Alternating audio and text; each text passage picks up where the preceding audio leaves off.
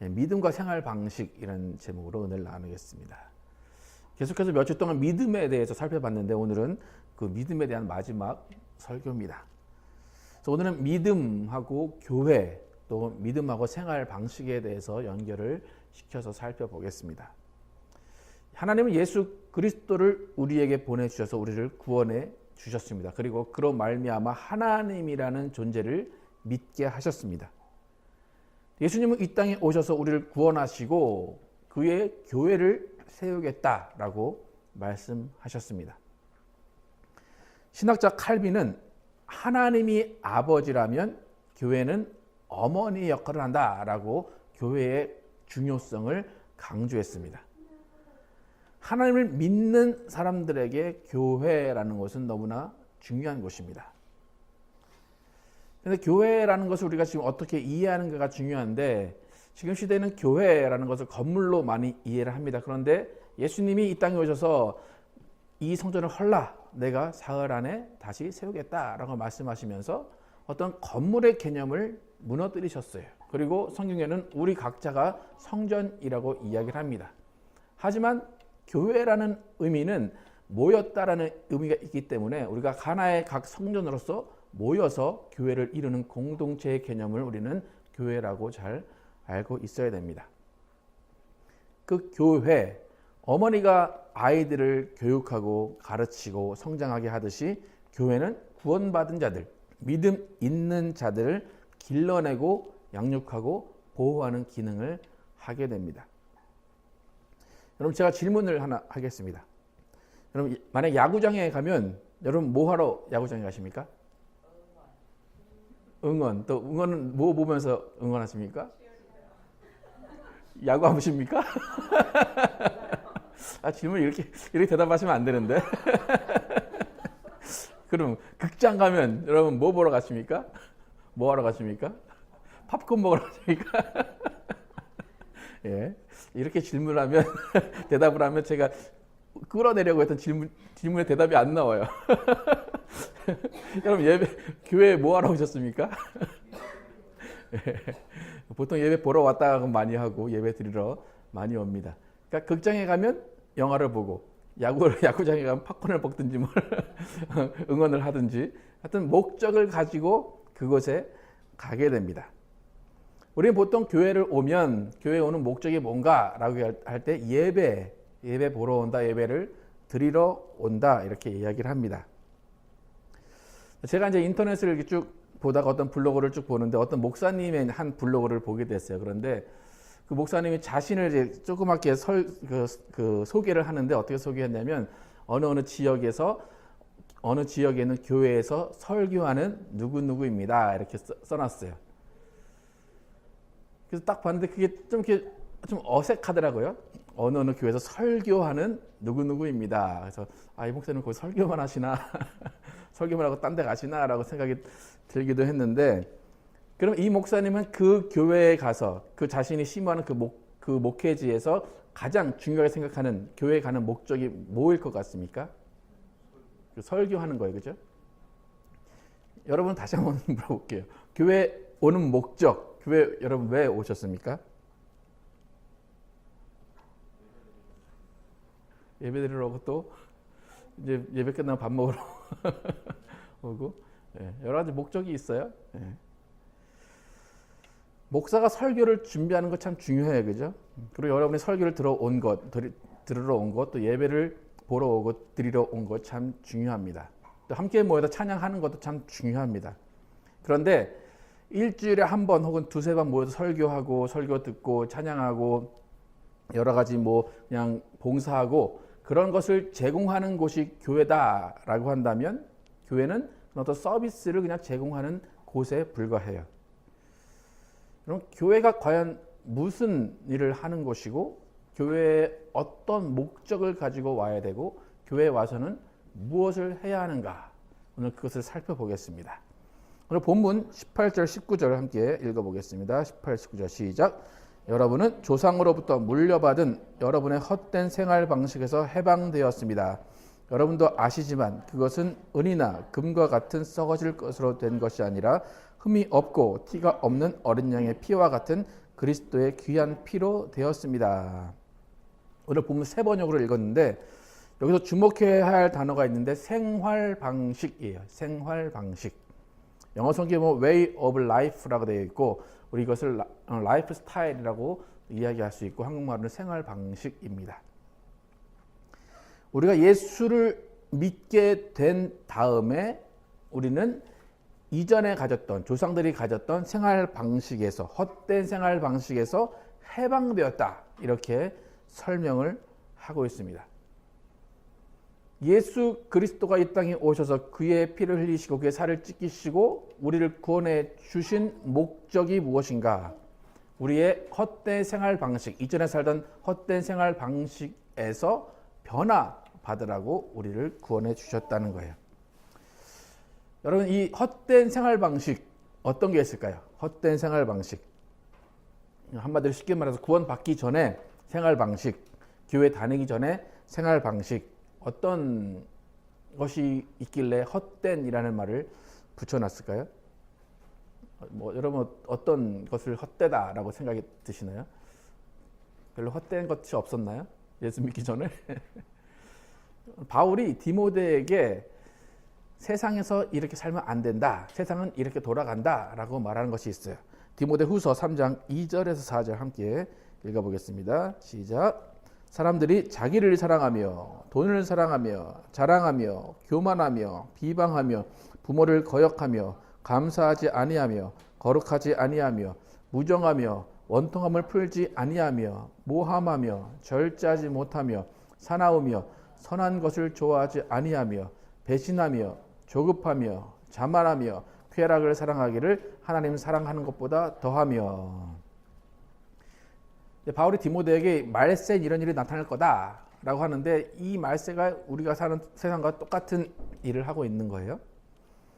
여러분 어떻습니까? 지금 이렇게 쭉 바울이 말한 이 헛된 생활의 기준, 여러분 어떤 것을 버린 것 같습니까?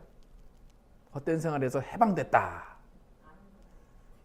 뭐가 있습니까? 여러분 해방된 게 있습니까? 여기 쭉 보면 자기를 사랑하며가 첫 번째 나왔어요. 그죠? 우리의 죄의 개념은 나를 사랑하는 거예요. 나를 사랑해야 되지 않냐? 라고 생각하지만 나보다 하나님을 사랑해야 되는 것이 그리스도인인데 예수를 믿고 나서도 나를 먼저 사랑하고 나 중심적으로 모든 것을 해석하는 그것이 가장 큰 죄예요. 그 다음에 나를 사랑하는 것, 그 다음에 가장 큰 헛된 생활 방식이 뭐라고 합니까? 돈을 사랑하며. 돈을 쓰지 말라는 게 아니고 벌지 말라는 게 아니에요. 돈을 사랑하지 말라는 거예요. 돈을 최고의 가치로 여기지 말라는 거예요. 그 다음에 자랑하며. 지난주에도 은혜에 대해서 말씀드렸지만 여러분 은혜를 받은 것을 자랑하라고 주신 것이 아니에요. 그죠? 은혜를 받은 것을 겸손히 순종하고 나누라고 주신 거예요. 또 교만하며. 돈이 있으면 교만하게 되고 또 뭔가 가진 거 있으면 교만하게 되는 것이 우리예요. 또 비방하며. 나보다 잘된 사람이 있으면 깎아내려야 되죠. 저건 아무것도 아니야 라고 깎아내려야 되죠. 부모를 거역하며. 부모를 거역하며 많이 거역하셨나요? 좀 철 들어서 부모를 많이 거역하진 않는데 우리가 어렸을 땐 다 거역을 하게 되죠. 감사하지 아니하며. 내가 있는데도 불구하고 또 다른 것을 얻기를 원하고 항상 부족하다고 얘기하는 것이 해당이 됩니다. 거룩하지 아니하며. 이것은 정말로 다 포함이 되죠. 생각으로 죄를 짓고 말로 죄를 짓고 행동으로 죄를 짓는 우리의 모습입니다.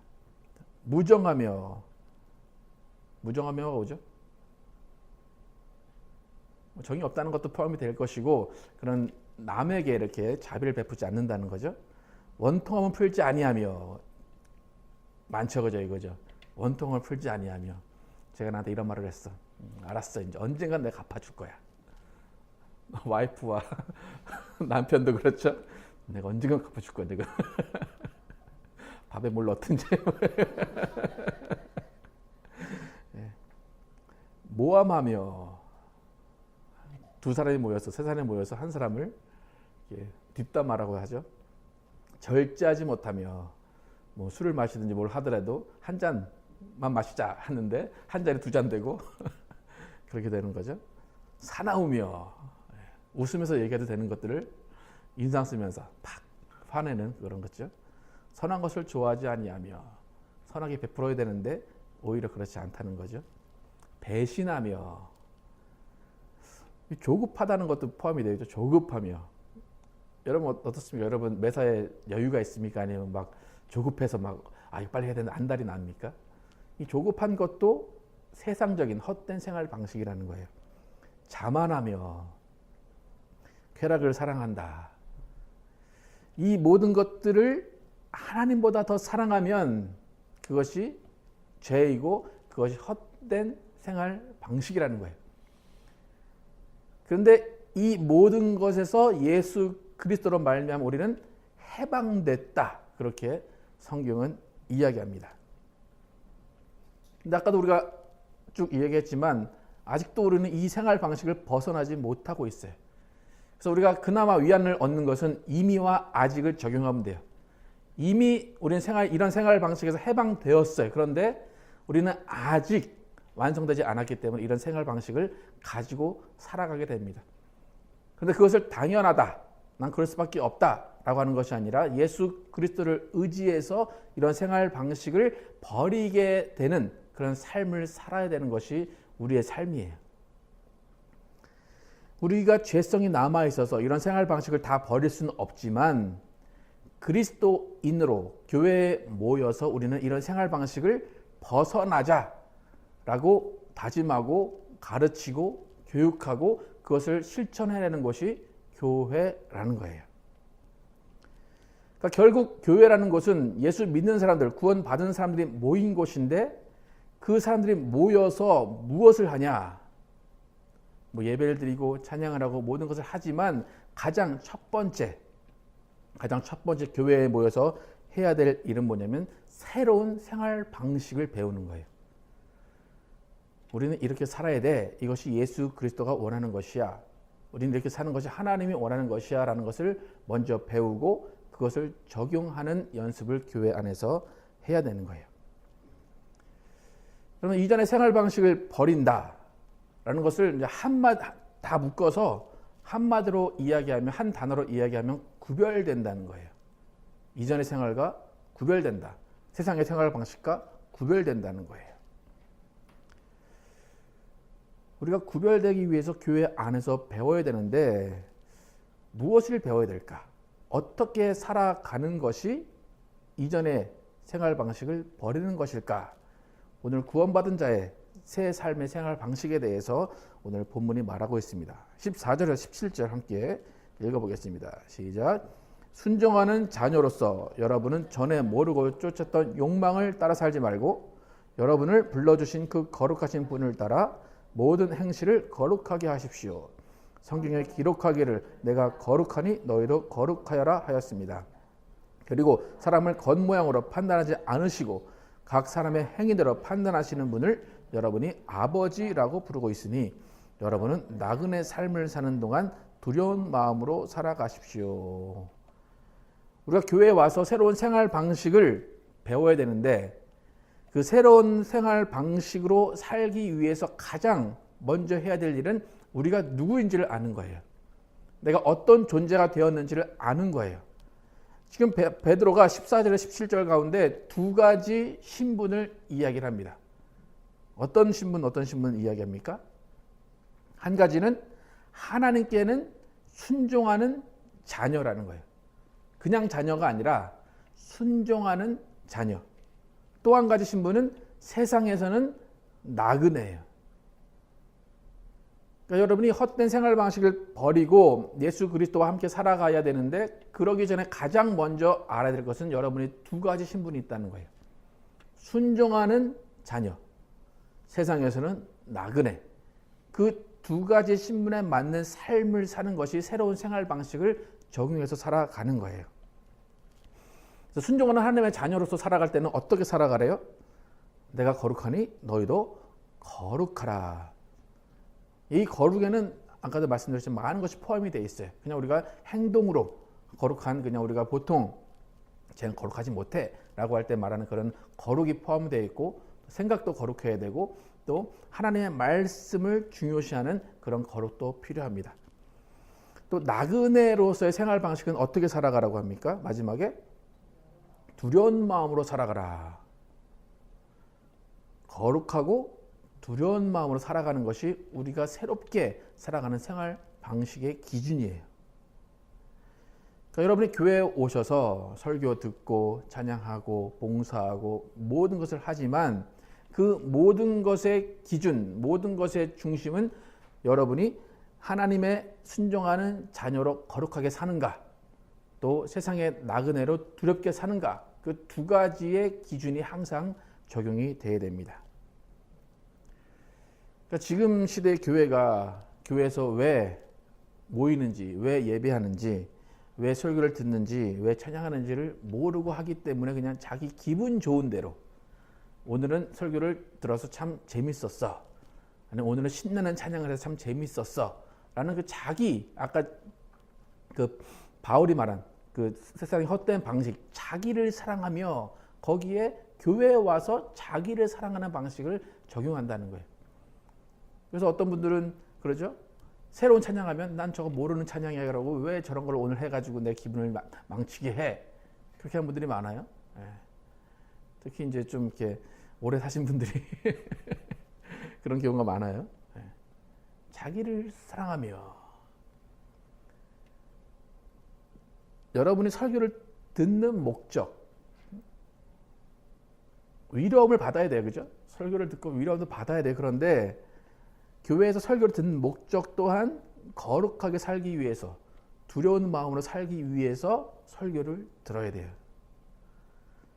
그러니까 교회 와서 재밌는 설교 듣기로 원하고 신나게 찬양하러 오고 친구 사귀러 오고 그런 것이 교회가 되어버렸기 때문에 교회가 더 이상 새로운 삶의 방식으로 살아나가는 사람을 만들지 못하는 거예요. 그럼 교회에서 분명히 친구도 만나야 돼요. 감정적으로, 정신적으로 위로를 받아야 돼요. 하지만 새로운 생활 방식을 배우지 못한 상태에서 그런 것들을 경험하게 되면 세상과 별반 다르지 않은 그냥 세상의 모임과 같은 그런 곳이 교회가 되어버립니다. 제가 언젠가 말씀드렸는데 저의 교회관, 제가 가지고 있는 교회관에 따르면 교회는 교육기관이라는 그런 가치를 저는 가지고 있어요. 교회는 교육기관이에요. 근데 제가 이제 미국 교회랑 한국 교회를 비교를 해보면 미국 교회가 더 교육기관에 가까운 것이 뭐냐면 미국 교회는 학기제로 돌아가요. 방학 때는 정말 미국 교회는 아무것도 안 해요. 그러다가 9월 딱 되면 아이들 방학 끝날 그때쯤 되면 그때부터 교회가 다시 시작이 돼서 크리스마스 때까지 가고 그 다음에 잠깐 방학이 있고 그 다음에 봄 학기를 맞아 또 다시 교회가 돌아가는 것을 보게 됩니다.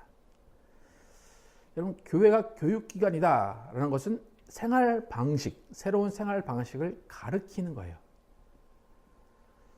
그러니까 이론적인 것들도 가르쳐야 되고 실질적인 생활 방식을 교회에서 가르치고 배워야 돼요.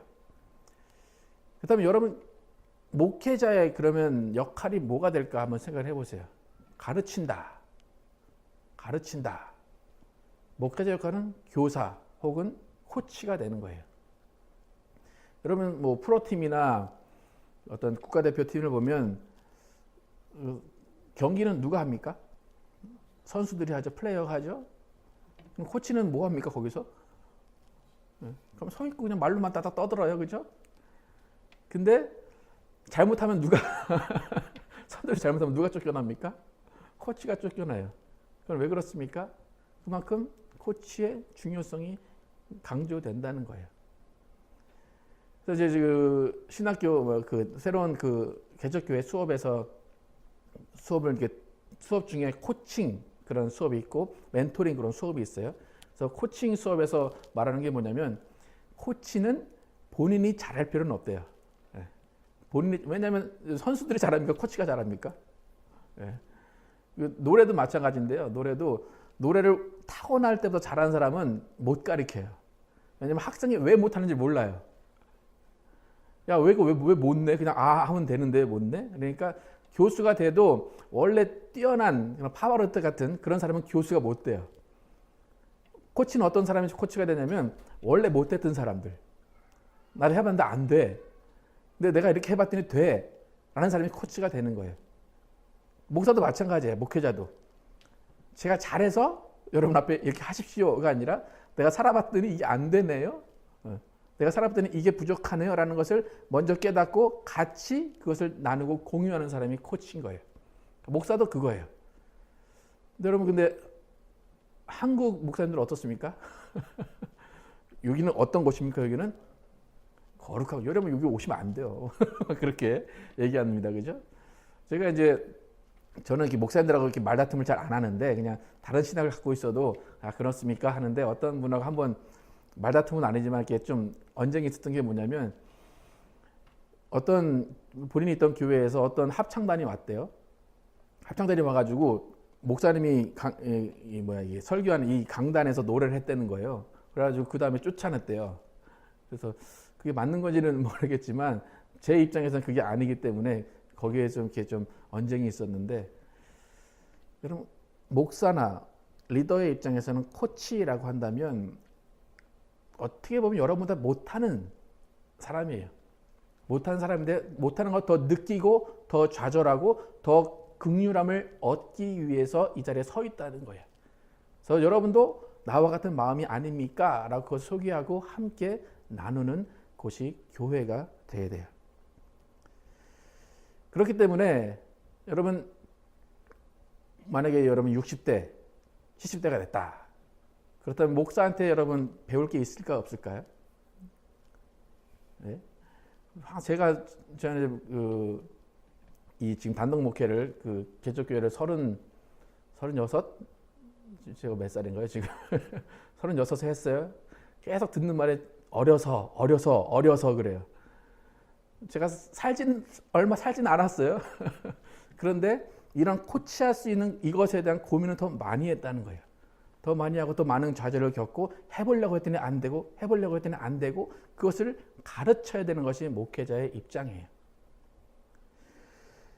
여러분, 지금 아까 바울이 디모데에게 이런 생활 방식을 살지 마라 라고 한 것은 뭐냐면, 그래서 바울이 디모데에게 말한 것이 다른 사람들이 너를 나이가 어리다고 업신여기지 못하게 해라, 그렇게 하거든요.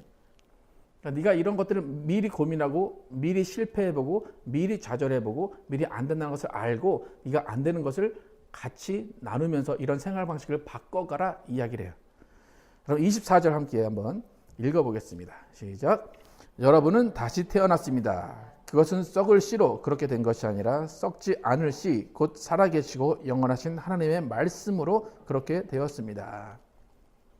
만약 여러분이 오늘 교회로 오셨다, 오늘 예수를 믿었다, 여러분의 60대에 예수를 믿었다, 그러면 여러분 교회에서는 몇 살입니까?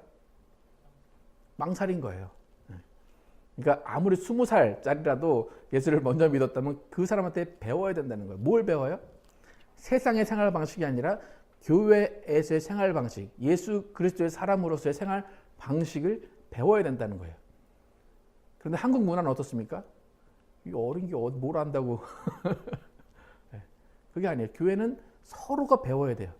서로가 가르치고 서로가 이런 생활 방식을 버려야 됩니다 라고 서로가 권면하고 서로가 가르치고 배워야 된다는 거예요. 그래서 새롭게 배워나가는 이런 생활 방식 가운데 가장 먼저 교회에서 가르쳐야 되는 것이 뭔가 하면 바로 십계명이에요. 십계명이 율법이냐 아니냐라고 많은 사람들이 얘기를 하겠지만, 십계명에 분명히 지켜지지 않아도 되는 것들이 있어요. 의식 같은 것들, 그런 것들은 지키지 않아도 되지만 하나님을 섬기는 법, 또 도덕법들은 시대에 맞춰서 지켜가야 돼요.